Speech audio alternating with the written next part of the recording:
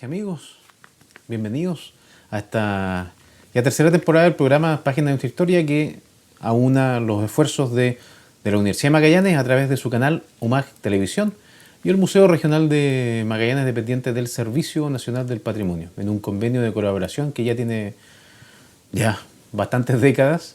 Y bueno, este programa que desde el 2017 llega a todas las casas de la región, entregando un contenido cultural, ¿cierto?, de investigación, un contenido bastante interesante, de una forma bien democrática. Uno prenda la televisión, ingrese y vea algo cultural, lo cual pasa muy poco en la televisión de nuestro país, y que cada uno de estos aportes, aunque sea pequeño, van sumando a mejorar la televisión pública en nuestro país.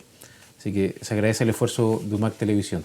Para el día de hoy tenemos un invitado importante que, bueno, es un destacado investigador, arqueólogo, se formó en la Universidad de Concepción, tiene máster en Cambridge, otro máster y doctorado también en la Universidad de Barcelona, pero por sobre todo un profundo conocedor de la Patagonia, de los estudios de la Patagonia en general, un arqueólogo destacado con por lo menos un par de décadas de trabajo profundo en Magallanes, Alfredo Prieto Iglesias. Alfredo, Teco, bienvenido, muchas gracias por venir. Gracias.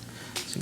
Y bueno, también destacar que estamos en el Museo Regional de Magallanes, en el segundo piso, en la biblioteca Armando Brown, una biblioteca que está dentro del museo, pero también se facilita a investigadores, a tesistas, tanto nacionales como internacionales, que buscan y encuentran en esta biblioteca algunos elementos y algunas joyitas especiales que se pueden encontrar acá. Así que es una biblioteca también abierta a la comunidad, así que también es otro espacio un poquito desconocido de la ciudad, pero que también está disponible. Y hoy nos acompaña también Paola Besani a través de una de sus obras, para dar un poco de contexto a esta conversación, que en este año 2020, seguramente el 21 también y el 22, se hablará sobre Magallanes, el viaje de Magallanes, ¿cierto?, desde Sanlúcar de Barrameda hasta su regreso, ¿cierto?, por ese mismo puerto hasta Sevilla, 3 años después.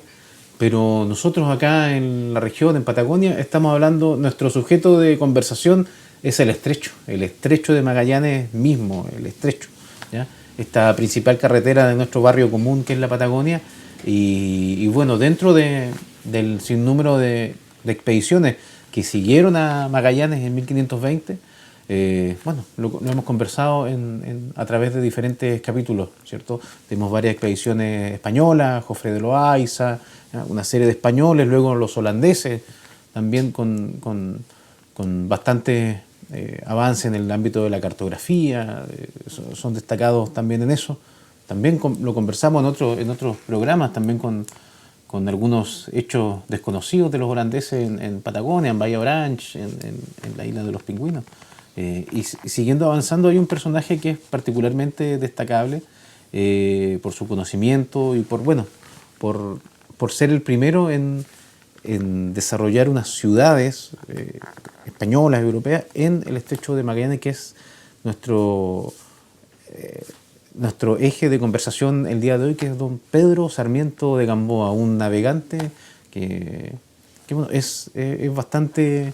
Es del grupo de los conocidos navegantes del estrecho de Magallanes por la magallanidad. Me refiero, es un nombre que suena como bastante rápido en el oído de las personas. Alfredo, ¿tú qué opinas de eso?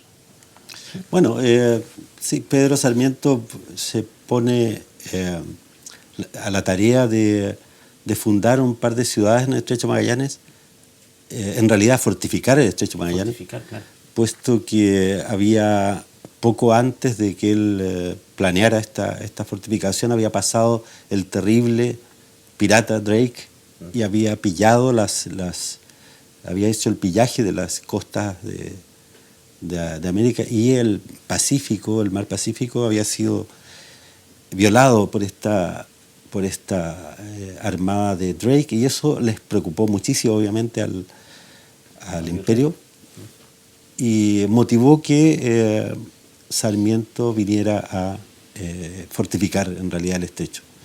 Y eso fue... Sarmiento evidentemente es conocido, su historia es bastante trágica, es un personaje, yo diría, entretenidísimo en otros aspectos, y Y por otro lado, bueno, pertenece a la historia, a la primera y temprana historia urbana de Chile también, porque es de los primeros asentamientos, los asentamientos del Estrecho Magallanes, Nombre de Jesús en Punta Dungenes y Rey Felipe acá en la península de Brunswick son de los primeros asentamientos españoles en Chile también. Digo. Sí, también sobre eso. Sarmiento, un personaje, como bien tú decías, muy leíble, sus aventuras, no sé, yo recuerdo, bueno, Barros, pero también a Carlos Vega, tiene un pequeño, pero extraordinariamente entretenido, donde uno va viendo las peripecias de nuestro pobre Sarmiento, pero desde un inicio, porque era, si bien tiene origen español en Alcalá de Henares, viaja siendo joven a México, donde, bueno, él tiene un conocimiento profundo sobre astronomía, es matemático, escribe libros, es astrólogo, y esto, un personaje, es como un hombre de esta época, un hombre entre el medioevo y la edad moderna, es un hombre como que bueno, no sé si se puede decir renacentista, pero en realidad que conoce bastante de bastantes aspectos del conocimiento. Sí, pero sobre todo va a aparecer en nuestra historia como un marino Claro. ejemplar, un gran explorador, muy riguroso y muy corajudo también, porque esos viajes así eran increíbles para la época, ¿no? Sí. Tanto él como la gente que viaja con él, obviamente. Que viajaba con él, claro. Estuvo en México un tiempo prolongado, ya tuvo problemas con la Inquisición, ya en México, y luego, bueno, es trasladado a Lima, donde vive muchos años, casi 20 años vive en Lima. Ahí hace una cierta navegación hacia el Pacífico profundo, lo que demuestra su capacidad de gran navegante. La verdad que todos estos errores que hacía, que de repente lo encontraban con un anillo con símbolos medio astronómicos, la Inquisición le caía encima, siempre su capacidad de navegante lo salvaba, podríamos decir, ya que siempre, cuando se le encomendaba alguna misión, por lo compleja que sea, siempre salía airoso de ella. Y era un buen escritor también, recuerda la historia de los incas, el propio diario que escribe sobre el viaje, sobre los viajes del Estrecho Magallanes, no dejan de ser una pieza interesante como literatura, ¿no? No, claro que sí, indudablemente. Como bien dice Alfredo, Drake es el gran temor de los españoles, del virrey Toledo. Y bueno, envía a este hombre que con todas sus particularidades no deja de ser uno de los buenos navegantes para conocer el sur americano. Y también este viaje de 1580, desde el Atlántico al Pacífico, es el primer conocimiento de Sarmiento del estrecho de Tierra del Fuego. También la toponimia del sector está ligada a Sarmiento. Tiene un primer acercamiento al estrecho antes de ir a España a conseguir los recursos. Claro. Y entra, si mal no recuerdo, entra por el Pacífico, ¿no? Desde el Perú. Claro. Pero puedo equivocarme. Sí. Sí, es difícil también. Claro. Y es en su primer viaje y va describiendo muy bien la geografía, los lugares hay lugares cuyos nombres se conservan hasta hoy. Y eso va a motivar que sea uno de los mejores conocedores del estrecho de Magallanes y por lo tanto le encargan la tarea de poblarlo más adelante. Sí. Pero hay un aspecto que es interesante que en general uno no se pone en el lugar de la época y hay que recordar que se creía, porque parece un poco absurdo fortificar el Estrecho de Magallanes hoy pensándolo en el mapa de hoy, cuando es conocido la ruta del Cabo de Hornos. Entonces no se conocía, se creía que era la única puerta al Pacífico, al mar del sur, y por lo tanto él venía a cerrar esa puerta, pero más tarde se va a evidenciar que hay otras. Habían otras. otras, efectivamente. Claro. Como bien dice Alfredo, es un gran conocedor Sarmiento del estrecho y la toponimia se perdura hasta el día de hoy. Bahía Catalina, el río San Juan, Bahía Gente Grande. Hay una serie de nombres que Sarmiento entrega y que en este viaje inicial va a España, busca recursos. Y ahí comienza nuevamente la mala fortuna de Sarmiento, cuando a cargo de esta gran expedición, porque es una expedición enorme, Sarmiento no es nombrado el primer capitán. Hay otro español de carácter más noble, pero un desconocedor total de la marinería, de la navegación, Diego Flores de Valdés. Y bueno, esta expedición viene y bueno, luego de una serie de peripecias de varios naufragios, deserciones profundas en Río de Janeiro y varios intentos, llega a lo que algunas poquitas embarcaciones llegan a lo que es la Punta Dúngenes, donde funda esta primera ciudad o asentamiento, Nombre de Jesús. Tú como arqueólogo, Alfredo, siempre una duda enorme es sobre si hay algo, se ha descubierto algo. Me parece una gran incógnita esa primera ciudad. Uh-huh. Si bien tiene una duración muy poca, porque se transfiere parte a la segunda fortificación, ¿hay algo en ese lugar? ¿Puede haber algo? No, ¿se ha descubierto algo? O sea, sí, hay algo. Y siempre se supo de que había algo y hubo varios intentos de encontrar el núcleo de la ciudad, pero se sabía bastante bien dónde estaba, que en realidad quedaba justo al otro lado de la frontera, del lado argentino, de lo que Sarmiento llamó el Valle de las Fuentes, poco más al oeste del Cabo Vírgenes, y efectivamente habían habido intentos ahí de un almirante argentino, de Stefani, creo, si mal no recuerdo el nombre, retirado, y de el sacerdote Molina. Habían hecho algunas excavaciones así muy expeditivas en el lugar y habían encontrado cerámica española de la época de hierro, etc. Pero habían sido excavaciones más bien expeditivas, como te decía, muy breves. Pero hace unos 10 años atrás comenzó un proyecto Jimena Senatore, una arqueóloga argentina, y encontró los restos ya de la fundación, ¿no? Hasta la moneda que Sarmiento que había puesto durante la fundación misma, había enterrado, ¿no? en el lugar. Encuentra cuerpos, esqueletos humanos, encuentra cerámica, hierro, etc. O sea, eso está clarísimo de que la ciudad se fundó allí. Ahora, fue una ciudad muy efímera. Fue materialmente casi invisible, o sea, con el correr del tiempo. Pero la ciudad estuvo ahí, la que fundó Sarmiento, la pretendida ciudad, es conocido su suelo, su lugar ahora. Sí. Oye, Alfredo, sobre lo mismo, me imagino una ciudad no tiene que haber ocurrido con grandes construcciones, tiene que haber sido con lo poco y nada que había a la mano. Estos restos que me imagino que quedaron de los cimientos, con el paso, ¿cómo se pierden? ¿Con el paso de los años son cubiertos? ¿Por qué? ¿Por la arena? ¿Cómo desaparece la ciudad? Es lo que ustedes excavan y vuelven a encontrar. Sí, lo que suele ocurrir, porque ocurre lo contrario también, es que las cosas se erosionan y aparecen. Ya, pero en este caso ocurre. ¿Sí? ¿Sí? En este caso se fueron enterrando con el tiempo porque estaba cerca de una pendiente, porque comienza a haber derrubios con el tiempo, porque viene como dices tú, se cubren de arena por el viento, una duna. Hay varios factores que ocultan los restos, no siempre quedan allí, y menos aún si no hay paredes de roca altas o algo que destaquen un paisaje circundante. Pero están los dos fenómenos, ocultamiento y descubrimiento natural de restos. En este caso estaban enterrados. A veces las cosas se entierran deliberadamente, como es el caso de lo que hacemos nosotros con nuestros difuntos, por ejemplo. Nosotros los ocultamos en el fondo. Es un intento muy antiguo, ¿no? Como humanidad de ocultar los restos humanos, enterrarlos, etc. No en todos los casos, pero en muchos casos sí. En el caso de Sarmiento Gamboa, ya te mencioné que está la ciudad del lado argentino, de la punta, y sin embargo nosotros estamos ahora mismo buscando los restos de unos cañones que enterró deliberadamente y escondió Sarmiento en ese lugar. Sí, efectivamente.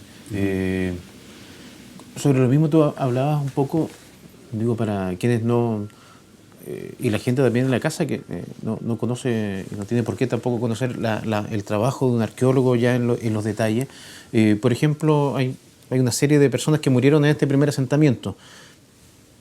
Este proceso de enterramiento me imagino que también es precario, o son con ataúdes, o son solo envueltos en cajas mortuorias. O sea, lo precario también se representa en eso. Precario, sí. Piensa que salieron de España 3.000 originalmente, 3.000 personas en esta aventura de poblar el estrecho. A Punta Dúngenes llegaron 300. Y que se dividieron en las dos ciudades, en Nombre de Jesús, en Dúngenes, y en Rey Felipe, aquí al sur de Punta Arenas. De esas personas, al cabo de 2-3 años, quedaban solo 2. O sea, todas las demás murieron o en las ciudades o en el camino, porque en algunas ocasiones, tanto los de Nombre de Jesús, abandonados ya por Sarmiento, otra historia trágica de Sarmiento, ¿no? Y cómo claro que sí. es empujado por una tormenta hasta casi el Brasil. Entonces, en ese lapso quedan 2 ciudades aisladas, sin una nave que las conectara, de 20 y tantas naves que vienen a poblar. Que en Dúngenes llegan 5 y finalmente queda una, que es la que es empujada por la tormenta con Sarmiento en ella. Así que quedan 2 ciudades aisladas que tratan de conectarse, y en esa conexión también muere la gente en el camino, ¿no? Así que los muertos, los 300 personas que murieron entonces, de los cuales se habrán rescatado una treintena, creo yo, si mal no recuerdo, o sea, es el 10% de todos los que murieron de ese intento de población, ¿no? Claro. Sí, como bien hablaba Alfredo. Estamos hablando siempre, para que la gente se ubique, en un poblamiento que se produce entre febrero y marzo de 1584. Correcto. Y efectivamente sobre eso, tú comentabas, claro, de estos 5 embarcaciones que llega, hay una que tratan de vararla en la orilla, la Trinidad, y bueno, hace agua, no funciona mucho. Y bueno, y todos en apuro, están todos claro. Además en apuro, y además peleando, porque está peleando, claro. Desde España salen peleando claro, los 2 jefes, que era Sarmiento y Diego Flores de Valdés, claro. que al grito de a España se va, claro. con lo poco que queda de estos grupos. Y también, como bien tú decías, Alfredo, estas 2 ciudades unidas, la rememoro, como bien tú dices, a través, puede ser de la literatura, Osvaldo Beckmann, El Camino del Hambre, claro, relata muy bien este viaje penoso que se da entre estas 2 ciudades. Bueno, amigas, amigos, siempre cuando se conversa y se trata un tema didáctico, entretenido, el tiempo vuela. Y ahora nosotros vamos a hacer una pequeña pausa, no se despeguen de nuestro canal. Y bueno, volvemos con la segunda parte de este interesante capítulo centrado en las ciudades de Pedro Sarmiento de Gamboa.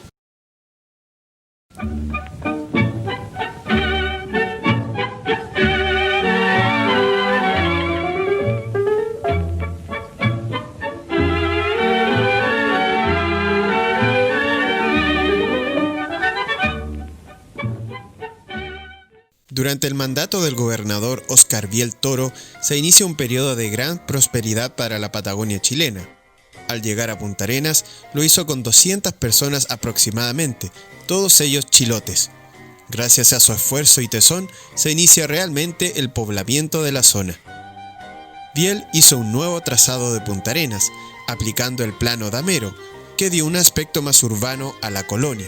También se instaló el primer aserradero y se empezó a explotar el carbón para atender a los navíos que cruzaban el estrecho de Magallanes. La ocupación inició en 1878 y terminó en 1906 con el ciclo de subastas de campos fiscales. Una vez delimitados los terrenos, paulatinamente se desarrolló la actividad ovejera, que llegó a ser el eje económico de Magallanes. De esa forma la cantidad de habitantes fue creciendo y concentrándose solo en 3 ciudades, Punta Arenas, Puerto Natales y Porvenir, en desmedro del poblamiento rural. Un fenómeno único en la zona patagónica de Chile, que se intentó revertir a partir de 1960 sin los resultados esperados.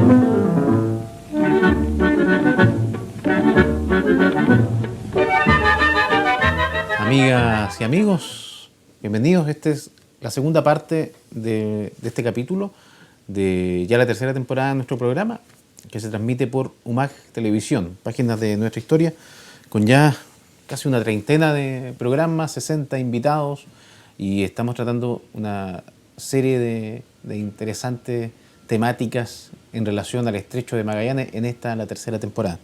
Y estamos con Alfredo Prieto, un arqueólogo destacado, hablando sobre las ciudades perdidas de Pedro Sarmiento de Gamboa, pero también para comenzar a hablar sobre estas ciudades perdidas, también hablar del concepto de ciudad que todos tienen o tenemos de Pedro Sarmiento, fundador y creador de ciudades en el Estrecho, cuando no sé si esa era la idea fundamental del viaje. Sí, las ciudades en realidad no son ciudades en el sentido moderno del término, eran como Nombre de Jesús o Rey Felipe, fueron, menos aún Nombre de Jesús, fueron planeadas pero no terminadas, y por lo tanto no nos imaginemos ciudades con muchas calles ni mucho menos. Había una plaza, pero cuando describe la fundación de Nombre de Jesús habla de techos de paja o tiendas al principio y cierto orden, no más que eso. Muy precario, como hablábamos. ¿Con los restos de estas embarcaciones? En el caso de la Trinidad, sí, porque la Trinidad la varan contra la costa. Importante mencionar que ellos, en este apuro, porque querían volverse a España las naves que tenían que volver, dejan a los pobladores allí, varan la Trinidad y descargan la Trinidad, y con parte de esta misma construyen algo que no sabemos bien qué es lo que hicieron en realidad, porque dura tan poco la ciudad. Pero lo importante de mencionar aquí es que, bueno, ellos toman los cañones con los cuales iban a fortificar la primera angostura, que su objetivo principal era ese, y hay un plano, ¿no?, de esta fortificación que iba a ponerse a ambos lados de la primera angostura, que es la parte más estrecha, 3 kilómetros aproximadamente de ancho. Iban a fortificar y poner unas atalayas en el camino para avisar que venían naves, para que cargaran las baterías y atacar, ¿no?, a estos piratas que amenazaban las colonias españolas, las ricas colonias españolas. Por lo tanto, imaginémonos que el objetivo principal eran los fuertes. Sí, a ambos lados de la primera angostura, y para ellos se iban a servir, estos fuertes iban a ser servidos por una población. Yo no recuerdo bien, en este caso, si originalmente pensaba, porque el lugar donde funda es muy malo. Dungenes tenía muy poca agua, el Valle de las Fuentes es sequísimo, no hay madera, lo dicen desde el principio, es como casi una casualidad que funde ahí. En cambio busca un lugar mejor, que es el que tiene leña, agua, protección, que es ya Rey Felipe, pero seguramente ellos planeaban fundar más cerca de la primera angostura. Claro que sí. Sí, varias investigaciones que hablan de Sarmiento, hablan ya desde España, buscando los recursos, de la idea de fortificar. Incluso hay unos italianos que dan la idea de unas cadenas de madera. Correcto. Una sí. idea bastante interesante. Cerrar claro. Este paso. Pero y además traían muchos cañones, ¿no?, que es lo que estamos buscando ahora. Esperemos que como te comentaba anteriormente, tenemos un interesante proyecto ahora, que la búsqueda de los cañones que enterró y escondió Sarmiento Gamboa en Punta Dúngenes, y eso lo estamos haciendo en conjunto con la Municipalidad de San Gregorio. Oye, y Alfredo, siguiendo en este relato, Sarmiento, Punta Dúngenes, ¿cierto?, en Nombre de Jesús, bueno, este camino del hambre, ¿cierto? Hasta llegar a la península de Brunswick, a la Punta Santa Ana, que ya en el primer viaje ya la ha identificado posiblemente como un lugar interesante de resguardo, pero que también nos habla en un futuro de este viaje, las penurias que sufrió el Fuerte Bulnes también ahí. Tampoco era un lugar como el mejor lugar para establecerse en el estrecho. Sí, hay un sino trágico en muchas fundaciones de esta zona, ¿no? Desde parte con la mala suerte de Sarmiento y sigue con los motines, con el abandono de Fuerte Bulnes, con lo malo que era. Bueno, todos siendo magallánicos sabemos lo difícil que es el clima en esta inesperado, impredecible, etcétera. Y eso le afectó a las poblaciones, tanto en ese entonces como sigue haciéndolo. Sarmiento funda allí, busca un lugar con madera, agua, más... Piensen, a veces uno se olvida que la gente que venía desde el Atlántico, viene desde Brasil, baja a la Pampa, a la costa de la Pampa, por el Atlántico, y ya no hay árboles en ninguna parte. Y los primeros árboles se encuentran recién cuando llegamos a Cabo Negro, un bosque un bosque pequeño, o sea, de árboles pequeños, pero esta era para las naves de entonces, que venían a veces atacadas por la broma, por este molusco que se comía la madera, era una bendición los maderos ya del área de San Juan, grandes, donde podían aserrar, reparar naves, etc. Así que Sarmiento no elige mal el lugar, está muy bien. Y funda allí, y parece que gracias a la búsqueda que han realizado distintos investigadores o exploradores en el pasado, las ciudades perdidas de Sarmiento ya no están perdidas, ¿no? Y fueron encontradas a mediados del siglo pasado por Veiga y por Amperer, ¿no? Sí. Oye, Alfredo, sobre eso mismo, me gustaría que me comentes un poco de tu trabajo arqueológico en este lugar, ¿cierto? En la Punta Santa Ana. Pero también son lugares que ya se han excavado con anterioridad. Como bien hablabas de Jesús Veiga. ¿Qué arqueólogos o investigadores han trabajado en esta área? ¿Y qué se puede encontrar o qué se puede seguir encontrando de un lugar donde ya se ha excavado? Eso me llama la atención. Bueno, la ciudad se encuentra, la encuentra Veiga en los años 50, coincide con Amperer, que Amperer estaba trabajando en esta zona, y hacen una excavación arqueológica propiamente tal, encuentran restos humanos, etc. Es la primera excavación de la ciudad, pese a que hubo búsquedas anteriores. O sea, había estado Byron buscando los restos de la ciudad porque la ciudad era famosa. ¿Ya? La ciudad era famosa para los ingleses, para los españoles, y incluso habían errado en el nombre. Recuerda que Puerto del Hambre se le llamó por muchos siglos, diría yo, al puerto que hoy día es la Bahía San Juan, ¿ya? Todos creían que la ciudad estaba allí, y Byron de hecho la busca allí en 1700 y tal, se baja con palas, submarineros, a tratar de encontrar los restos de la ciudad, porque en la literatura era famosa, pero nadie la había encontrado todavía. Es el empeño de Jesús Veiga el que motiva el hallazgo de la ciudad, su publicación más tarde por Amperer, y luego los trabajos ya mucho más sistemáticos y más duraderos de Omar Ortiz Troncoso. Y ahora los nuestros con la Universidad Austral, con Simón Urbina a la cabeza, y nosotros mismos trabajando en la búsqueda de nuevos restos en la ciudad. Piensa que, ¿por qué dices tú se excava una y otra vez? Porque en realidad la ciudad es grande, las excavaciones arqueológicas son lentas, pequeñas, se excava 2, 3, 4 cuadrículas de un metro cuadrado de superficie, y por lo tanto se excava lento, las superficies se cubren, no son muchas, los hallazgos no son tantos tampoco, etcétera. Me imagino que en esa zona también boscosa también se cubre rápidamente. Sí, claro, no hay nada a la vista, eso está claro. Pues, no hay nada visible en la actualidad.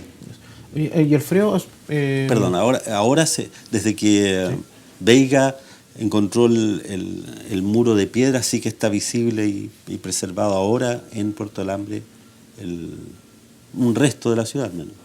Sí, me imagino. Sí. Y bueno, en uno de los paseos por esos lugares, también mucha gente me comentaba, investigadores o la misma gente del parque, que hay también la presencia de buscadores de tesoro, gente Sí. que arqueólogos en potencia, también que van con detectores de metales o tratan de encontrar algo para adornar el quincho, que también ocurre, ¿no? Sí.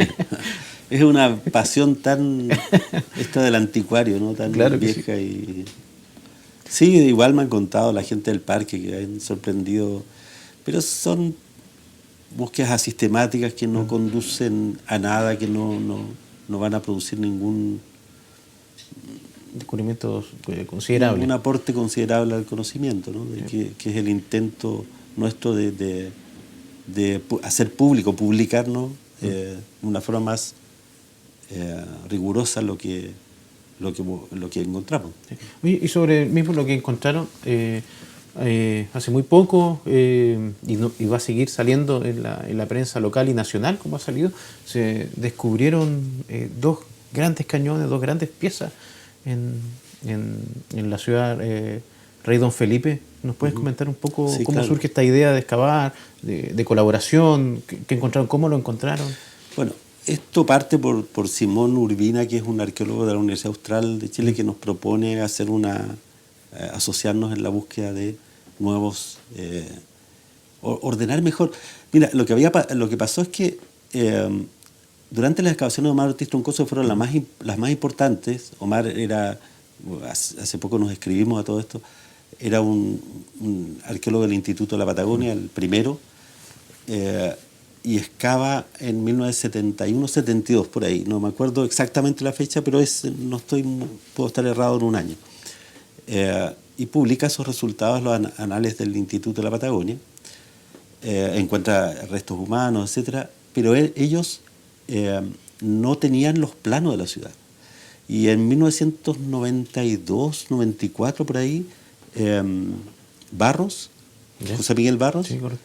encuentra el plano de la ciudad hecho por Sarmiento de Gamboa. Entonces, nadie había excavado la ciudad con la orientación del plano, o sea, sabiendo dónde estaba supuestamente cada casa. En Francia lo encuentra, me parece. Lo encuentra en ¿no? Francia, sí, en la Biblioteca Nacional o en algún fondo por ahí. Y por lo tanto, llega este plano, aparece este plano y se abre la posibilidad de excavar más con mejor resolución, ¿no? de la ciudad.